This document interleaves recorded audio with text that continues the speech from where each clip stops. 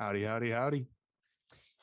Hello, everybody, and welcome to another NBA Live with two stay hot people, Matt and Theo, talking about the downfall of the Sixers, and all that, and the other NBA stories. There's one that I actually would quite like to talk about. Which one is that? It's the Kyrie Irving news that they asked the GM if he was going to be there next year, and the GM was hesitant to answer and said, like, we value availability a lot. And they're not wrong.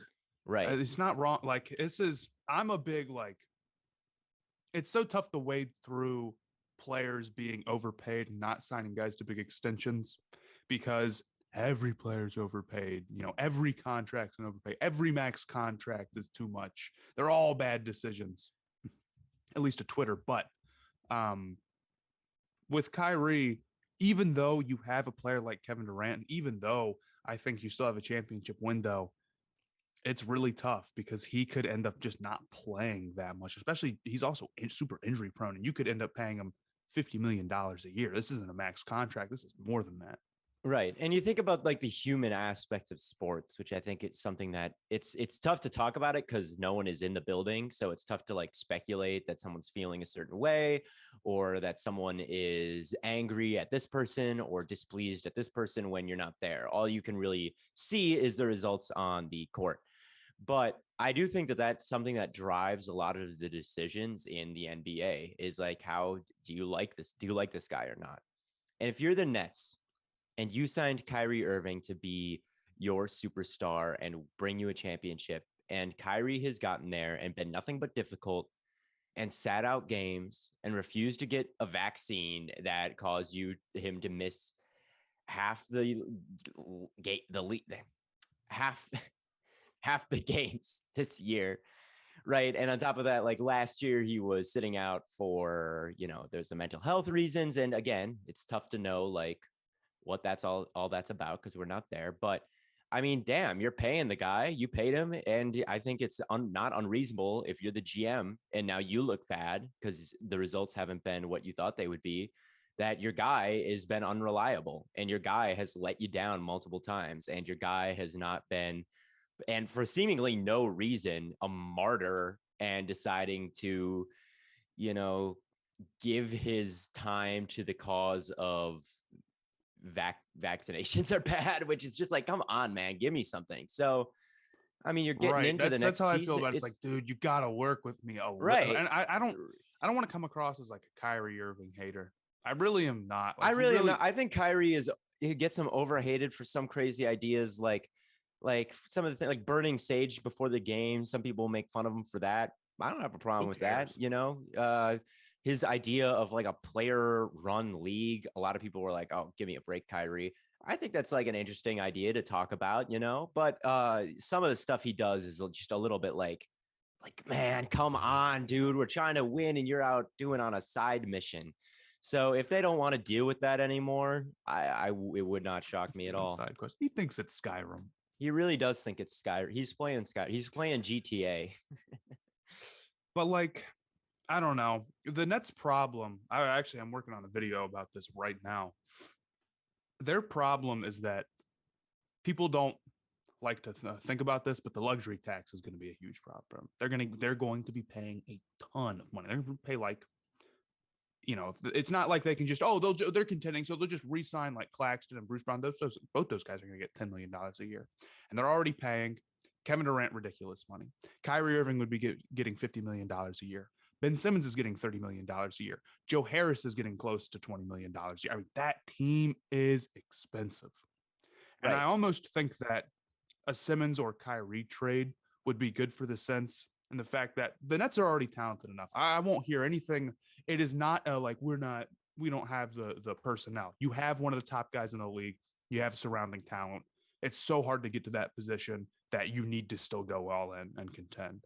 But I almost think that a Simmons trade or a Kyrie trade to get some more role players that fit what they need a little bit better and to give them a little bit more flexibility, just cap space wise, and not paying $500 million for this roster a year and not dealing with like Ben Simmons, there's a lot of question marks about him. Kyrie Irving, there's a lot of question marks about him. I think his biggest problem is his injury proneness.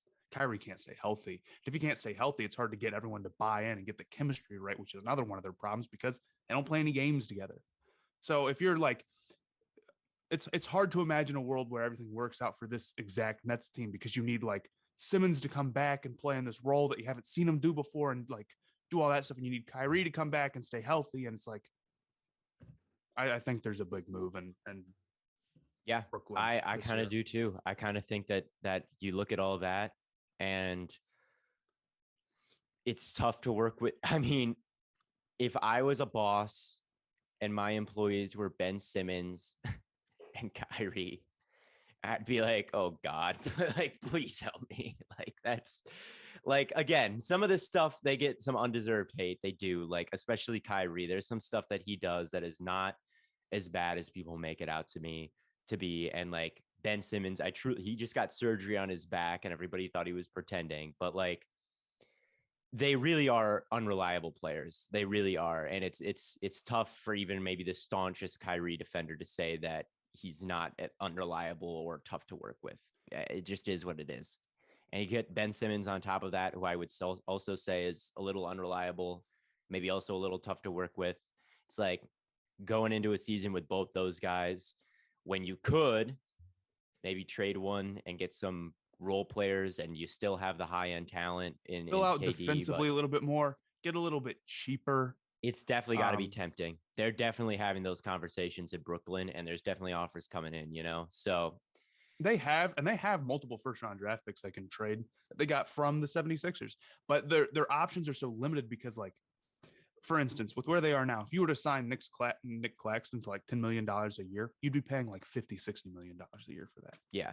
I mean, it's insane how expensive it gets. So I think I kind of, I don't know if I can, every time a big guy like that signs a contract, the teams know by the end of it, they're going to be getting the short end of the stick. Like the Jrue Holiday deal, right?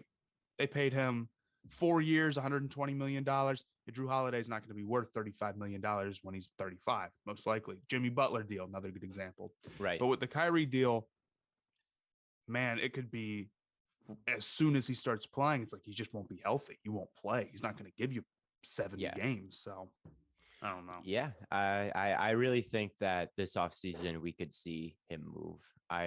It almost would surprise me if he just stays on the team and maybe even by the next trade deadline, because it would surprise me if maybe he does survive the offseason. He stays on the team or survives, like he's going to die.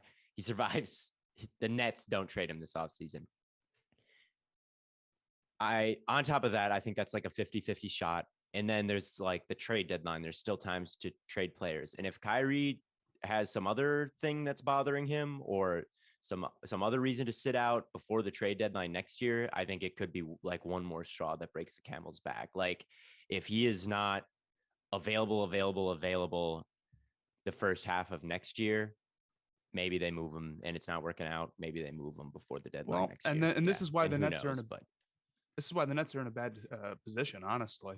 Because it's like, it's easy to be like, we should move Ben Simmons, we should move Kyrie Irving, but I don't know who would trade for Kyrie. And that's not because it's not because I'm like Kyrie Irving is some like terrible dude, but number one, like he has not played 70 games in a season in half a decade. He hasn't had a really strong playoff run in half a decade. And you would have to pay him a whole bunch of money. Who has the salary to match that and wants to and is contending and wants to rely on a player who just can't stay on the super healthy. I guess Miami could. Yeah, Miami could. I could see that.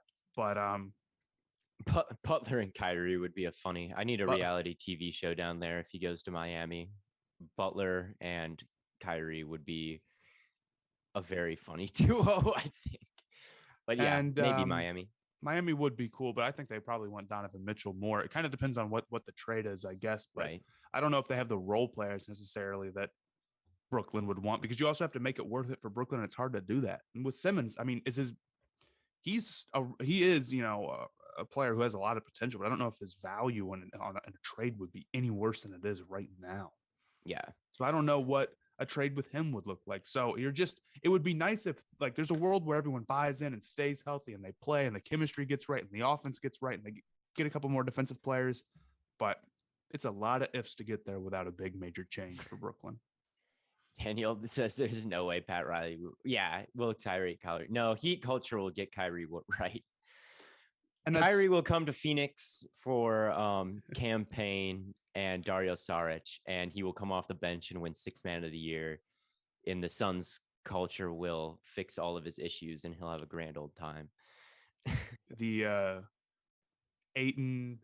You know, the Lakers, as much as the Lakers, that team might be one that would take a chance on Kyrie's antics. I'm sure they would. They don't have much to offer, but there's a world where maybe it doesn't take the Russell Westbrook, Kyrie Irving sign and trade 1-for-1 swap is a go. The Durant and Westbrook reunion in Brooklyn. Oh, yeah. Oh my God, yeah. But the other problem also is that Kevin Durant is, that's why he's in Brooklyn, because Kyrie's there too. So you can't just trade. Like, that's not gonna. Hey, look, here's this Kyrie Irving trade we finally found that works. And then Kevin Durant's like, don't do that. You're not doing it. I think a Simmons trade's probably more likely, honestly. But I think Kyrie maybe has his value limited a little bit by the fact that I don't know if anyone else would be willing to give him $250 million. But I don't know. The Knicks are a possibility. I think that's a good take. I think the Knicks are the team that I think makes sense for all the toxic superstars, just because the Knicks need to sell they need to be relevant. It's been so long that they just can't get anybody. So someone like Westbrook makes some sense for the Knicks. I've said Mitchell's not, I don't know if I'd call Mitchell toxic, but it does kind of seem like it's not a great situation in Utah right now, where it might be him or Gobert. Like, the Knicks do make sense as a team that would take a chance on some maybe damaged goods, as long as that damaged goods is like a brand name that everybody likes, So also, I don't think Heat culture is a myth, just because there are teams like the Heat clearly have a very good culture, I feel like they're a team that is, I think they're very Spoelstra and under Spoelstra and under Riley. I mean, they went from the Heatles era with LeBron and they turned it around and got to the finals not that many years later, and they were putting forward contending teams not that many years later. And I think that it is real. I don't know if it's Heat culture as in specifically Miami has it, or just teams with good culture have it, but it is a good culture. They have a great general manager and a great coach. Probably the best GM coach combo in the league. Right. So I definitely think the Heat have a culture of that you feel comfortable adding people to and getting their full potential, that maybe the Charlotte Hornets don't. maybe the I don't know, who's some bottom. Maybe the Sacramento Kings don't have that. The Heat definitely have something. So, yeah, I definitely think it's real. Thoughts on Duncan Robinson? Should he be getting playing time? Well, Duncan Robinson is our esteemed coworker here at Blue Wire, so we think Duncan Robinson should be getting much more playing time. I mean, I do like Duncan Robinson a lot, but if it's working right now and you're up in the series, it's tough to say make a change. It's not like their offense has been. I guess that's not true. In the last or 2 games ago versus Philly, that offense was really dead. But I would like to see some Duncan Robinson if the shooting really goes, but it hasn't been a major problem yet. So I think they should probably. I'm gonna not say Spoelstra. Spoelstra, what is Eric Spoelstra doing when he is maybe the best coach in basketball and they are up in this series about to go to the Eastern Conference Finals? They went on a huge, after he started coming off the bench towards the end of the season, I believe they went on a substantially long winning streak. So, it is what it is. We love, and Strus is good. Yeah. Strus is someone who we saw him in Summer League, Matt, which is crazy. Yes, we did. It's cool to go to Summer League, and there's a few guys you think you won't be able to tell, but there's a few guys where you're like, that guy can really play, and then Yeah. they actually We were do end talking up about him being when we like were there. decent role players. It's sick. It's sick. But I think with Robinson, Philadelphia is a very hard team to match up against defensively, right? That's or yeah, on defense, right? Because you got to deal with Embiid, and if you want to throw a double team at him, there's a lot of guys who keep you very, very honest. And Robinson is a very good shooter, but he's not the defender that some of the other guys on the Heat are. So I think the Miami Heat's concern is like, how can we match up with this many guys defensively? And then if they were having a huge problem on offense and they felt like they were missing the spacing, that's when Robinson would come in. But right now, they are doing a good job defensively and they're getting by without Robinson spacing. So I think for now in this series, it makes sense that he's not. Yeah, I just remember watching that. I think I watched like a Strus game where he drew 3 charges. I like Strus a lot. He's crafty. He's crafty. Yeah, he's nice. But yeah, Heat good. Heat versus Celtics still alive. That's my running my running hope is my prediction from January comes true of the Heat Celtics. I think it will. I think it will too. I think it will. And that retweet is going to be the best day of my life because all the replies to that tweet. Hey, if in January you replied to my tweet that says Heat versus Celtics Eastern Conference Finals, there's a lot of people who are hating on that take and saying like, get real. If one of those people is you, I'd highly advise going back and deleting that now before I hit that with the fat quote tweet that says read the replies. All right, because it's hopefully happening, and I'm looking forward to it immensely. Okay, so yeah. You do think the Celtics will win the series versus the Bucks? Because I think it's about 50-50. I don't want to make a call. I look at it as the Bucks getting by. It's just like, how long can they? The thing is that I feel like they're not really getting by offensively. The Celtics are doing a good job, and it just comes down to, can the Celtics get their stuff going? But when they get, when like last game, I thought it was, I'm like, man, are the Bucks really going to go up 3-1? And then Tatum turned it on, and it's like, yeah, dude, you got, Middleton and Drew Holiday are supposed to be the 2 guys for the Bucks, and it's like Holiday had a stinker, and Middleton isn't playing the series, and it's like, I just don't know. It's going to come down to the Bucks have to just out defend the Celtics, and it's like they have so much more firepower, and it feels like if they get a little bit more in sync, and you've just got more juice on offense. Yeah, and Holiday having a stinker. I mean, man, like Holiday is not someone you can rely on to this have. This is what we were saying at the start of the series. He's better than that. He's going to take you out of games. It's not like games. A Tatum stinker where it's like, okay, it's still Jason Tatum out there. Like Drew Holiday, I wouldn't say they won the finals in spite of him because he, especially in the finals versus the Suns, he really started to make an impact on the defensive end, and Booker kind of had a quiet series, and like he kind of turned it on in the finals, Drew Holiday. But I definitely would say they won in spite of his offense. The entire like finals run last year, he was not a good shooter. He was not a player who was a great third option on offense. He wasn't, I don't know. It's I don't know. Like, I'm trying to. He wasn't like a Mikal Bridges or anything like that. Like Bridges for the Suns is great on defense, and also like someone I trust to be an efficient shooter on the offensive end as well.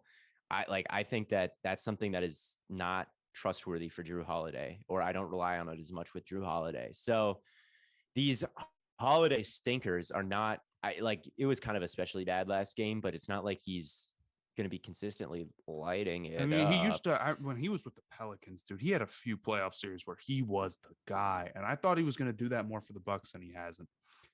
I mean, I looked at his playoff statistics the other day because Holiday is someone I'm like, well, I don't remember what he did on the Pelicans in the playoffs. I'm like, has he ever turned it up in the playoffs? And he has before, but yeah, I mean, last season he just wasn't great. And I know that the Bucks were the worst 3-point shooting team in a really long time to win the finals. And he was a big part of that. He was kind of selling on offense, especially in the first 2 series. I remember in the Heat, even though they won that series pretty easily, it was like Bryn Forbes who was like really going off and like guys like that. So I don't know. I don't trust Holiday. Middleton is a question mark. And I mean, if you're going to get Horford playing games like this, and Horford might be the second best player on the Bucks, and the Jaylen Brown would probably be the second best player on the Bucks, and even like maybe even like Robert Williams, and of course Tatum.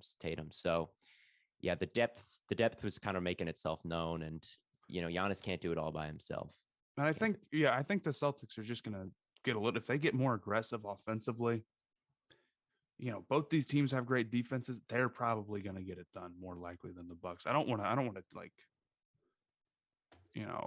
count out Giannis or whatever. Right. But like, there is only so much he can do, really. So I think the Celtics, I look at it as if the Celtics don't win this series, it's an offensive choke for them. They just need to outscore a Bucks team that's pretty handicapped right now. Yeah. Yeah.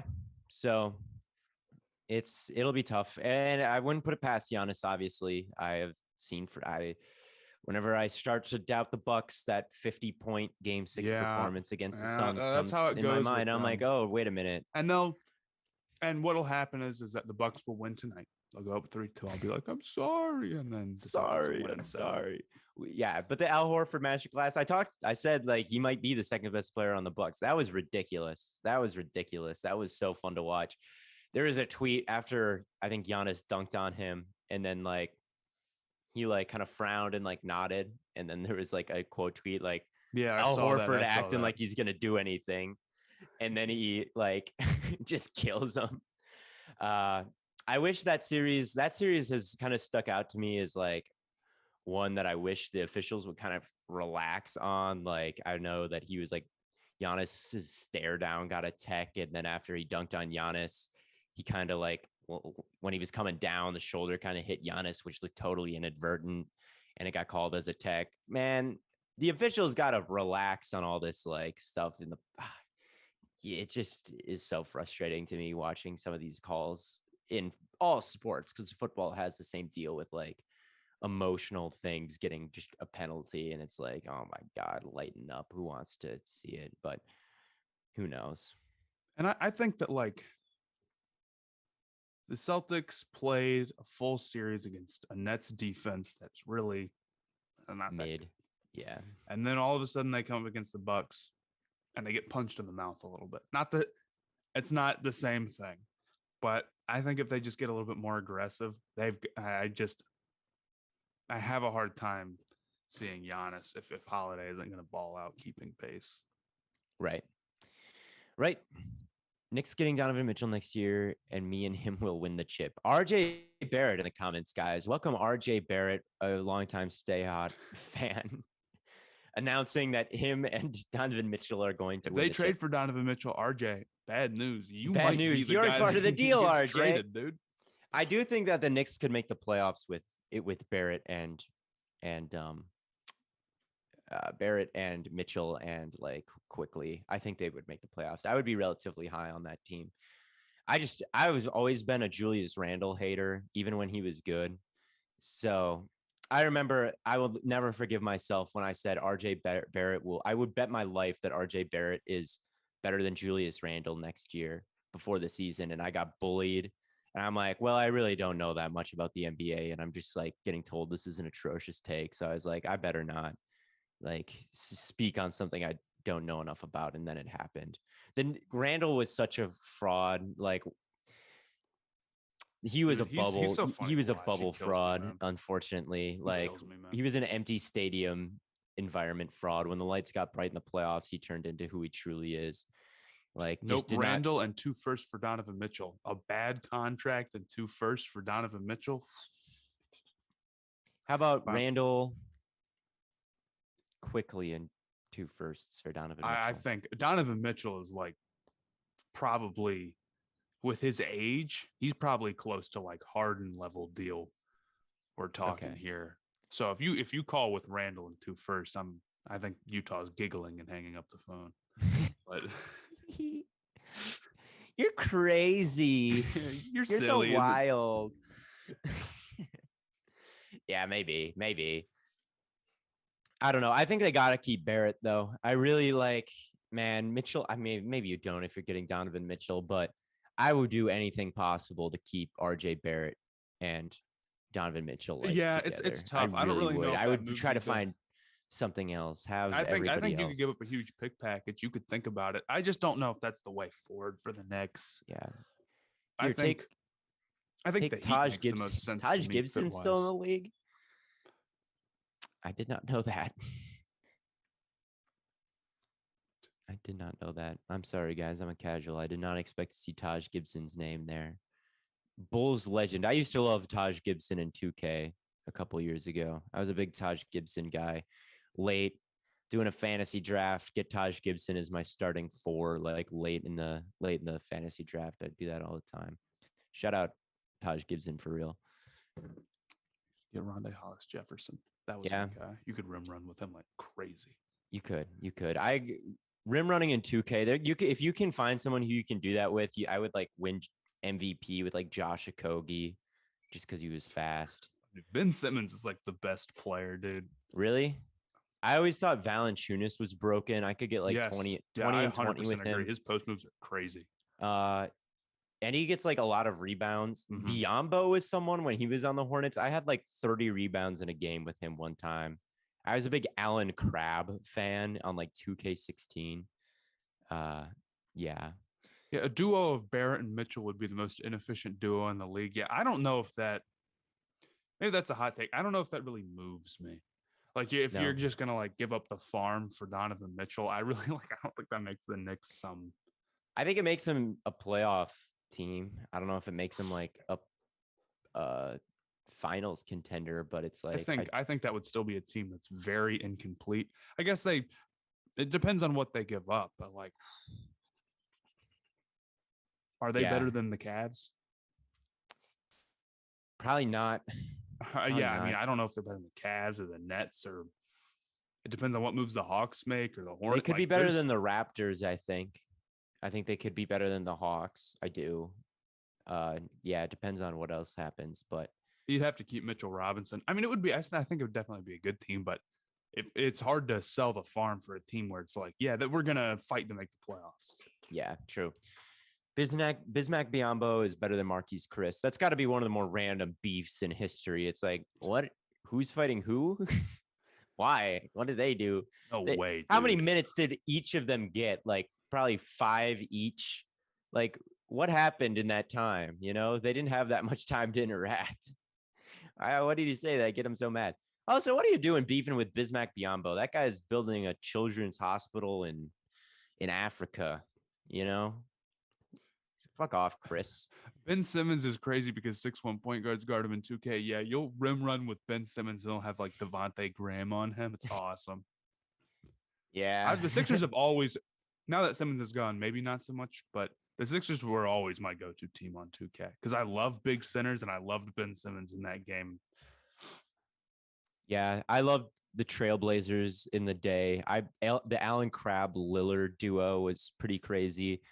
Me and my friends always loved Gilbert Arenas on 2K and like playing with a classic Wizards team with him, or even like he was off the game for a while and we'd like download a roster with him on it just because we would play with Gilbert Arenas so much. Like he was like a cheat code. We would always play with Gilbert Arenas.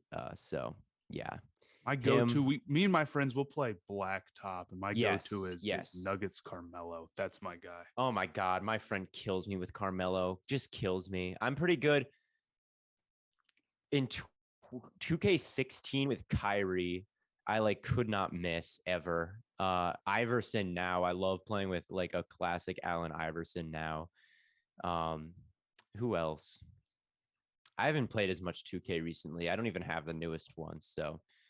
Crabbe Lillard. I loved Allen Crabbe so much. I would take him in every franchise and I'd win 6th man of the year with Allen Crabbe. I think I got him an MVP one time. You're sitting there playing through 82 games with Allen Crabbe to get him MVP. No. We would play like 14 game seasons and we would put up. There was a time where we played like 12-minute quarters on like franchise just to see what numbers we could do. And I think picked we played on like rookie 12-minute quarters, and we just saw what numbers we could put up. And my friend had Giannis and averaged like 100 points a game.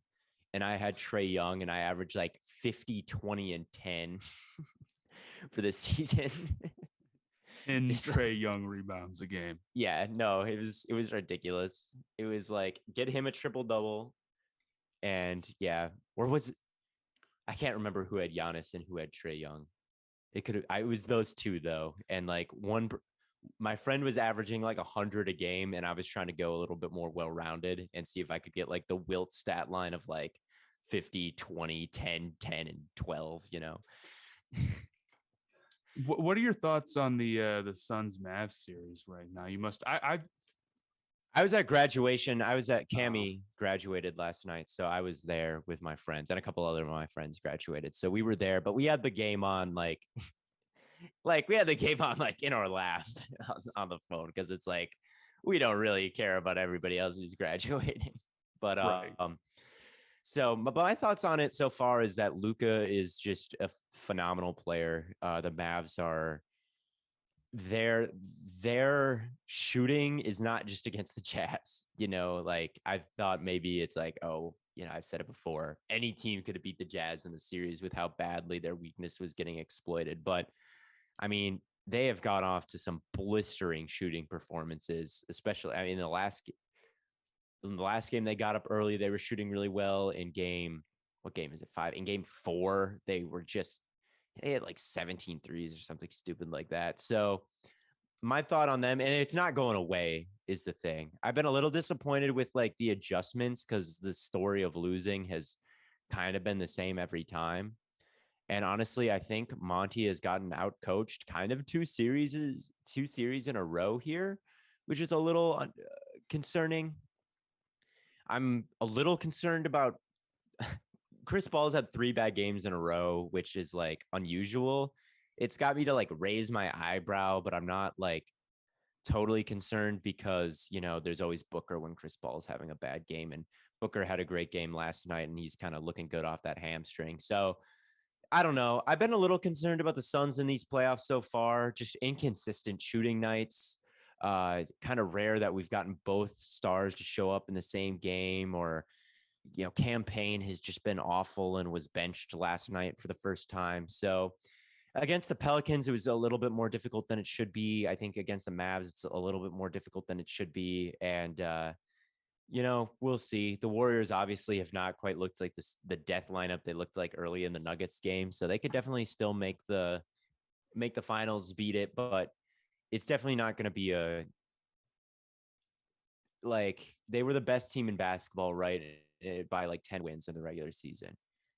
They're not cruising to the finals, and they're not cruising to a finals victory like we saw from some other like clear best teams in the league. You know, they're not a team where it's like the LeBron Cavs where you just knew, or the Warriors where we just knew. Like, they're a historically great team, and they've won so many games the last 2 games where they might have the resume as a team who could do that, but I don't think they are that. But still, I am not as low on them as you. I think I'm not low on them. I still think, but I am a little. They're not looking as good as I hoped they would look, I guess. I don't know. Like, I can think of a lot of times where, I mean, in 2018, Cavs were down 3-2 in the Eastern Conference Finals to the baby Celtics, or like 2015, they went down to the Bulls, and like they could have very easily been down 3-1 in that series if LeBron didn't hit a ridiculous game winner to get it to 2-2.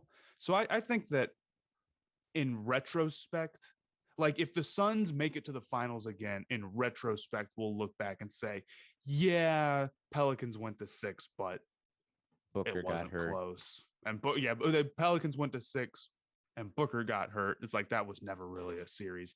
When, you know, there's definitely some times during the series where you think it was.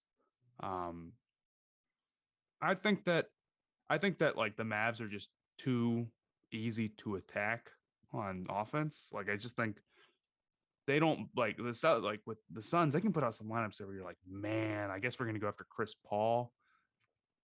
But you got a Right. lot of guys there, a lot of hands. You're going to force a lot of turnovers, a lot of athletic wings. You trust Ayton. Mavericks, I don't feel that way. I feel good about Ayton mismatching on Maxey. I feel like a lot, Brunson's a guy I can go after. Luka, if he gets tired too, which he probably will because he He has to do so probably much on will. offense. It's like I can go after him. I think And he's that's a fat. difference. Yeah, he's out of shape. All right. I I he's think he's not Giannis out here. All right, Luca, get in shape. All right, then maybe you will stop choking in the second half like last game. Luca, Jay Crowder, and Danny Green are the exact same player. Uh, I yeah, think that a lot of championship teams probably like when they get these the Mavericks have, good role players. It's not like any one of their role players is bad. They all have good games. They're all good shooters. But I think they've maybe overall the guys around Luka and Brunson and them are dudes who are favoring offense and shooting a little bit more than defense. And maybe they're just not as complete of role players as you really need to be to go out and not, give up a bunch of points even when Chris Paul is playing bad and not let, the team score 80 by yeah. going I don't into the know. fourth They're or still whatever. super deep. They've got more depth than the Mavs do, and like outside of Luca, like players 2 through 5, or maybe like the rest of the way, you would take the Suns' second best player over the Mavs' second best player, and the Suns' third best over the Mavs' third best, and so on, and probably until the end of the roster. So they'll probably win this series, and you could say that about a lot of the teams in the NBA. About the Suns is like, again, maybe they're going to run into teams with a better best player. That's probably what's going to happen the rest of the way with getting the Warriors next round, and then whoever they face in the finals. Unless they maybe face the Heat in the finals, you would think like the Suns are never going to have the best player in the series the rest of the way. But it comes down to the depth. So, yeah. Yeah.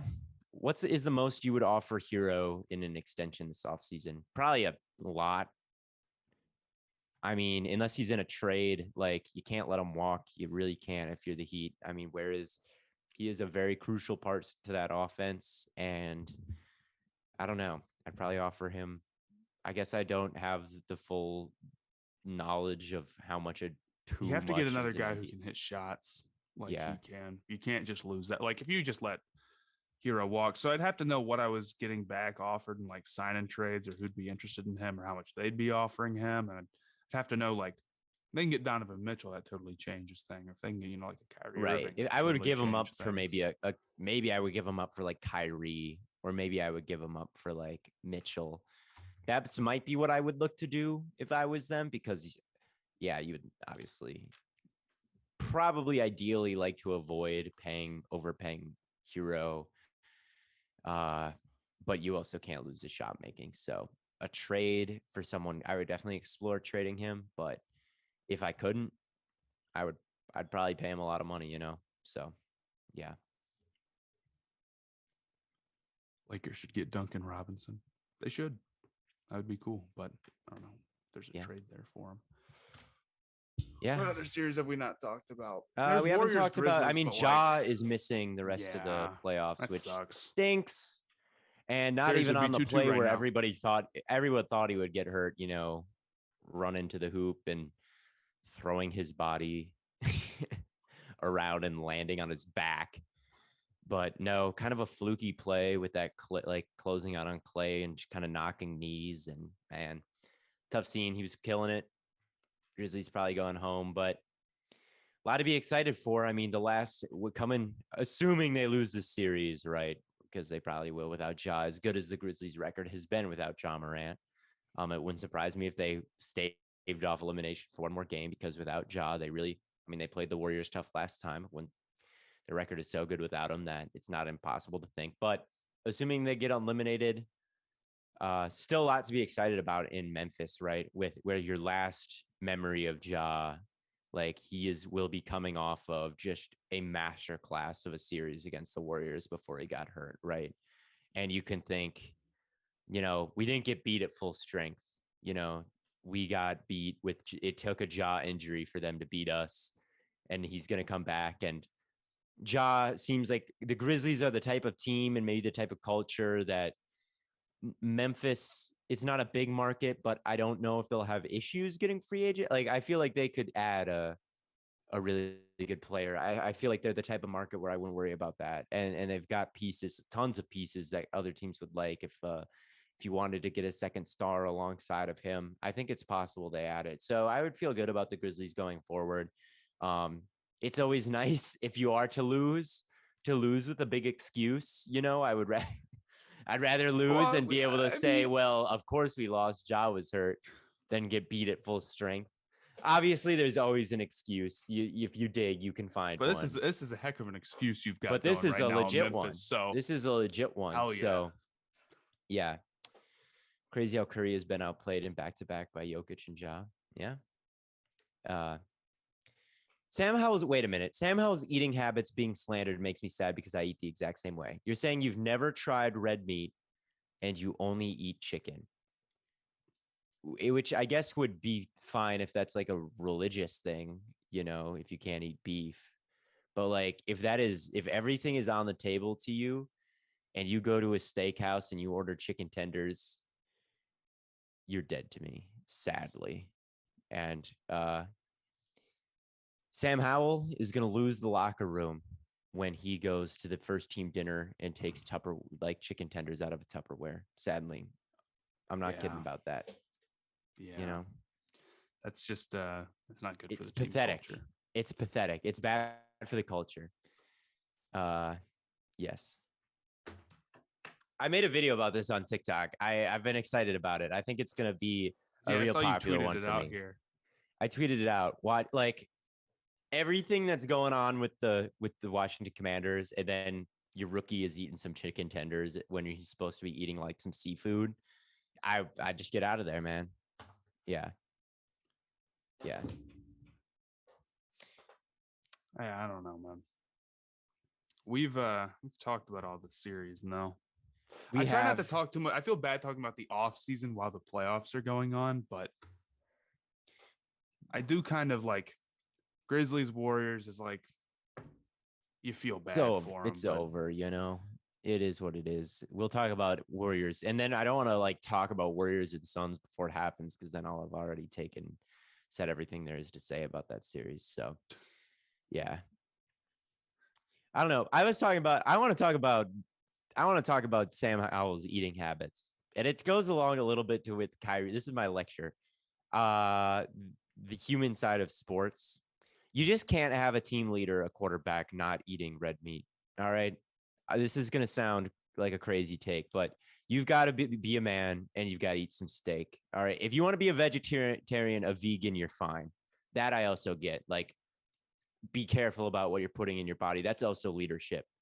You can't have an 8-year-old taste palate. I mean, that's just childish. And you can't be a childish, immature quarterback. And to me, eating chicken tenders everywhere you go is legitimately immature. Like, I legitimately, if I learned that about Sam Howell and it was like close between him and another person on my board, I already think he's the worst quarterback. I would legitimately take the other guy. I need my quarterback to not be a baby. All right. And he's being a baby with this. Don't care. Here's the counter to that, though. Patrick Mahomes apparently uses ketchup on everything. Also a little childish. What happened, though? Tyreek Hill left. Tyreek Hill left. We need to get a chance to interview Tyreek. How much did I was talking to Ben. I was talking. Okay. Ketchup? I don't know if I was talking to me and Ben Solik, we met up. He has a podcast with The Ringer. He was in Phoenix. We met up and we talked a lot about like Wentz and kind of like he was on the Eagles beat and like some of the issues that Wentz had and how like with the new CBA being what it is, the bargaining agreement, teams can't make quarterbacks and wide receivers work out at their facilities. Like, it's not allowed. You can't mandate that. But obviously teams still want their players to work out together in the offseason. Yeah. But if you're cringe, wide receivers aren't going to want to work out with you.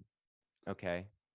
They're not going to want to work out with you. And apparently Mahomes is having some issues with his brother and all that.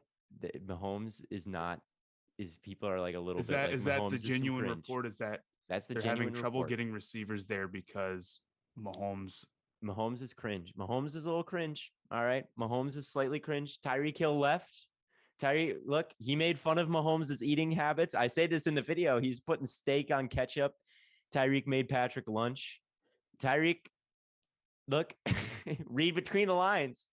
Tyreek Hill wanted Mahomes to grow up. He was sick of Mahomes' eating habits and childish behavior. He was sick of Mahomes' brother on the sideline, and he wanted to get out of Kansas City and go to Miami, where they have a real team.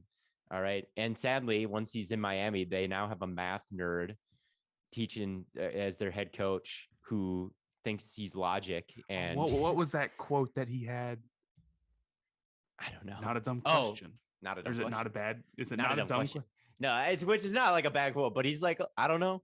You can't be like being corny is a bad trait to have. All right. Kirk Cousins has the corny gene to the highest degree. That's why why do you think Stephon Diggs demanded a trade? You know, why did Everson Griffin call Kirk Cousins ass? Why did Zimmer never give him any praise and beg him to be aggressive? You know, you don't hear this about Joe Burrow. All right. You can't be corny. Like Howell right off the bat, mega corny behavior, just eating chicken tenders all the time. All right. He's going to lose. It's like him and Wentz and Heineke. No one's going to like that quarterback room. Yeah, all right. If you're a real dude, you know, you're going to look at that and be like, give me a break. Did you guys see and the same goes for the NBA. Bringing it back around is like, you know, you can't be it's like Mitchell and Gobert, you know. Gobert, they don't like each other because I think that's an interesting debate. LeBron is a little like he's a little corny. He like a little corny. He's some corny a little stuff. Bit. I think maybe in an endearing way. Yes. But yes, but you know, Kyrie didn't like LeBron, you know. It cost it. They could have won more championships together, but LeBron, you know, Kyrie was like, "Get me out of here." I think really what made Kyrie leave is like the reporters asking like ridiculous questions and not giving him his due. Dude, like I remember there's this one reporter who asked like, "Do you see him as like a father figure or something?" one time, and at that point, it's like, dude. And LeBron is a corny guy who Kyrie doesn't like, so it's extra insulting, you know. But like exactly, like behavior like that frustrates you from reporters, from teammates, and like but like Brady is not that corny, man. Like he might be on TikTok and whatever, but like I guarantee you in the locker room, Brady has like respect around the league. I know, like, and like Burrow, like everybody, and LeBron, like at least they can probably handle criticism. I don't know. It gets to the point where it's like if you're good enough, it doesn't really matter. Like Russell Wilson's the corniest dude that has ever lived in his entire life. But, you know, and guess what? The defense hated Russell Wilson. All right. The defense like openly, like reportedly didn't like Russell Wilson. All right. So even if you're great, it can come back to bite you, and your best teammates are going to leave and be their own thing once you've won a Super Bowl. All right. It worked out for Seattle. It worked out for the Chiefs. It worked out when Russ was a rookie before before people knew how corny he was, and then it never worked out again. Yeah. I can't draft players who are weirdos. You can only draft like really cool dudes, like I'm concerned about Ritter. All right. Ritter. Stop. Ritter's a little corny. All right. Ritter, not corny. I'm sorry, Ritter. I like Ritter. He's very No, he was your quarterback one. He was my quarterback one. We're never going to get Ritter for an interview now that I've said this, but like, I take that back. Ritter's not corny. He's just very mature. He's very like adult. Like when they asked him, who is your favorite? Like they asked him what song best describes the draft process. And he answered complicated by, who was it by? I don't know. Like a 2000s pop punk song. I raised my eyebrow like Dwayne The Rock Johnson. Okay, that's what I'll say. Maybe he meant that in like the draft is complicated. Like it is complicated. That's what he said. I'm wrong. I think it's really funny asking like players questions that are like, what song describes the draft process? It is a dumb question. Really You're right. It's a tough question. Really the reporter is corny, not Ritter. Okay, my fault, Ritter. I love you. All right, you were quarterback one. Giannis is kind of corny. Yeah, but and Giannis Giannis is into wholesome. it too. Giannis like is that. wholesome. Like dad jokes are like the definition of corny. I think if you're good enough, no one cares. Right.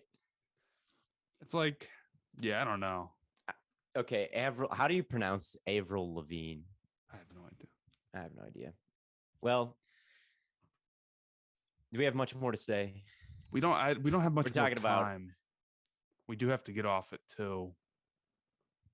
Yeah, But we have 5 minutes.